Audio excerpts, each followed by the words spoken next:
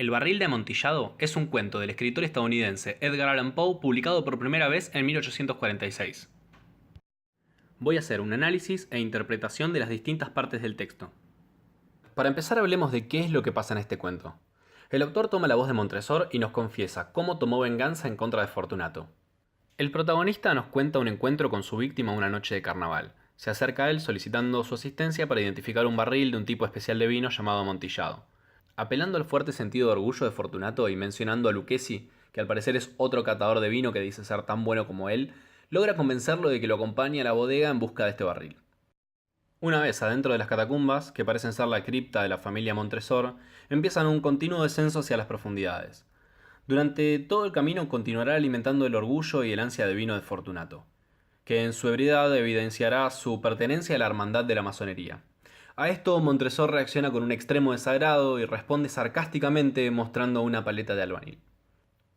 En el transcurso del camino, sus antorchas se van apagando y la oscuridad de la cripta se vuelve cada vez más intensa. La víctima, sin sospecharlo, es conducida hacia lo que será su tumba para siempre. Como podemos ver, tenemos realmente muy pocos personajes en la historia. Por un lado tenemos a Montresor, nuestro personaje principal y narrador, que nos cuenta cómo planificó su venganza y cómo la llevó a cabo, y por el otro lado tenemos a Fortunato, que es el antagonista. Por último, podríamos considerar que tenemos un tercer personaje, Lucchesi, que si bien no aparece en la historia en sí mismo, es mencionado en diferentes oportunidades por Montresor para mantener el orgullo de Fortunato en juego y sostenerlo cautivo a lo largo de todo este proceso de venganza. En lo que respecta a la interpretación del relato, es realmente muy lineal. Es una historia de orgullo y de venganza. Pero existe una posible segunda interpretación del relato, no tan literal, en la que se podría interpretar que Fortunato y Montresor son en realidad dos partes de la misma persona. El primero representaría la parte bondadosa o virtuosa, y el segundo una parte más oscura. A través de esta interpretación acompañaríamos a esta persona en el proceso de eliminación de la virtud que queda dentro de sí misma. Este cuento es un magnífico ejemplo de la narrativa en crescendo de Poe. Desde el primero hasta el último párrafo, construye una tensión en el relato que alcanza su clímax al final de la historia. La presencia de un narrador poco confiable le permite generar una tensión entre la percepción de realidad, o sea, cómo entiende la realidad Montresor y cómo la entendemos nosotros cuando lo estamos leyendo. Esta diferencia se basa en que Montresor da por sentado que su venganza está justificada y no siente la necesidad de explicarnos por qué. En cambio, nosotros lo vemos a través de nuestros propios preceptos morales y podemos emitir un juicio diferente del camino que está atravesando junto a Fortunato. A lo largo del cuento, puedo recolectar una serie de simbologías que me permiten hacer un análisis más profundo sobre cada uno de los elementos que compone la historia. En primer lugar, me gustaría analizar el espacio temporal que el autor eligió para desarrollar los eventos, es decir, ¿cuándo sucede esto exactamente? No me parece casual que la elección sea carnaval. Me parece que el hecho de que sea carnaval habilita al autor a tomar ciertas decisiones a lo largo del relato y a justificar ciertas acciones. Por un lado, es una época en la que la gente sale disfrazada a la calle.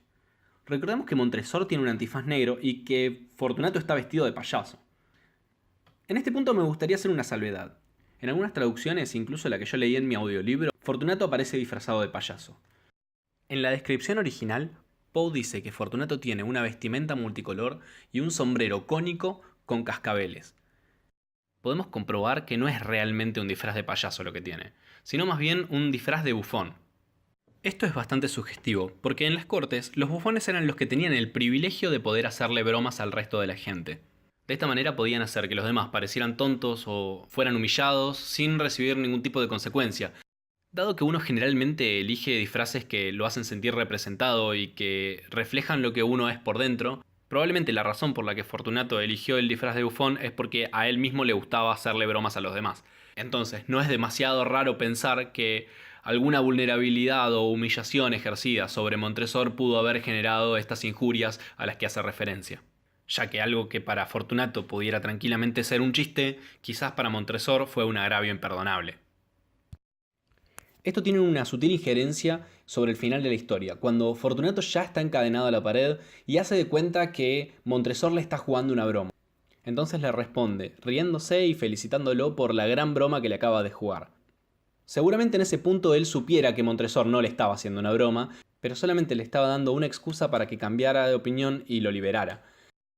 Por otra parte, hay dos puntos que contribuyen a la conveniencia argumental de la historia más que a su conveniencia simbólica. Por un lado está el hecho de que, al ser carnaval, Montresor le dice a sus empleados que va a pasar la noche afuera, liberando el espacio para que él pueda atraer impunemente a Fortunato.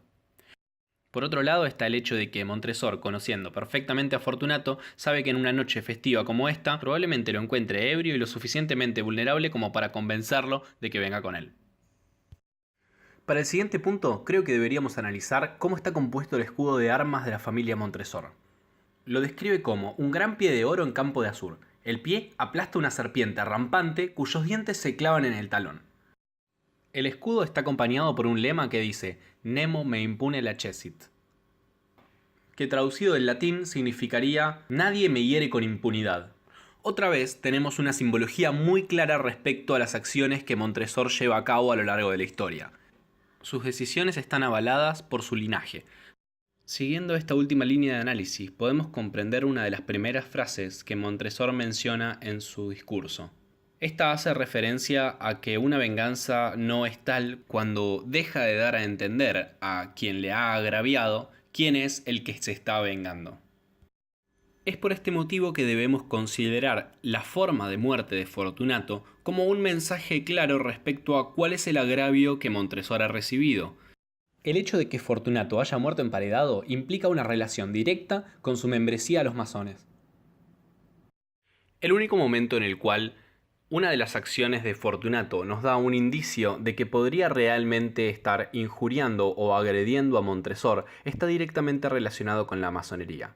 En un momento Montresor le alcanza una botella de vino y comienzan a beber. Fortunato hace una seña relacionada directamente con la masonería a la cual Montresor reacciona con desagrado, lo que desemboca en una conversación en la cual Fortunato le consulta a Montresor si él no pertenece a la hermandad. Cuando Montresor intenta identificarse como un miembro, Fortunato responde con desconfianza. «Usted, imposible, un masón», dudando de las capacidades o del estatus social de Montresor, lo cual nos da dos indicios directos. El primero es que Montresor no podría pertenecer a la hermandad de la masonería, en cambio, Fortunato sí lo hace, y lo demuestra haciendo signos secretos de la hermandad.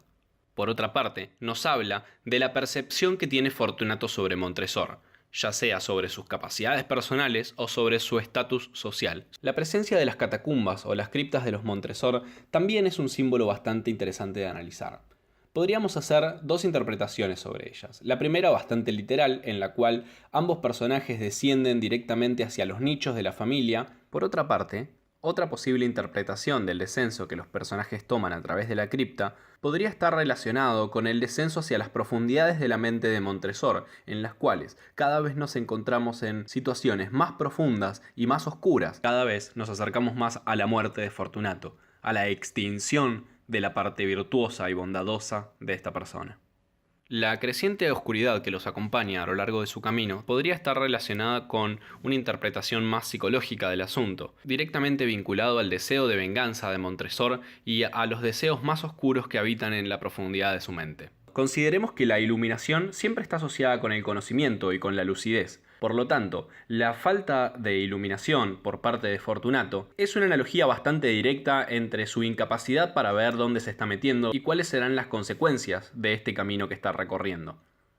El hecho de que su antorcha se esté apagando progresivamente y que la oscuridad sea cada vez más profunda implica que cada vez estamos más cerca de un desenlace que este personaje no está siendo capaz, ya sea por su ingenuidad, por su confianza en Montresor, o bien sencillamente por su estado de ebriedad, de identificar los peligros que lo rodean e interpretar la situación de forma adecuada. Una de las teorías que encontré en internet que me parece bastante interesante está relacionada con la presencia de salitre en la historia. Siguiendo la línea de interpretación en la cual la oscuridad representa las profundidades de la mente de Montresor, en función de la comparación que se realiza del salitre con el musgo y la alta presencia de salitre a lo largo de todo el recorrido y cómo afecta al estado de salud de Fortunato, podríamos considerar este musgo o salitre como un síntoma de una enfermedad psicológica creciente en la mente de Montresor. Otro punto que pasé por alto por completo y encontré en internet es la deshumanización que recibe Fortunato por parte de Montresor. Al comienzo de la historia, Montresor identifica a Fortunato como un enemigo que merece un castigo, pero al finalizar se refiere a él como una forma encadenada a las catacumbas.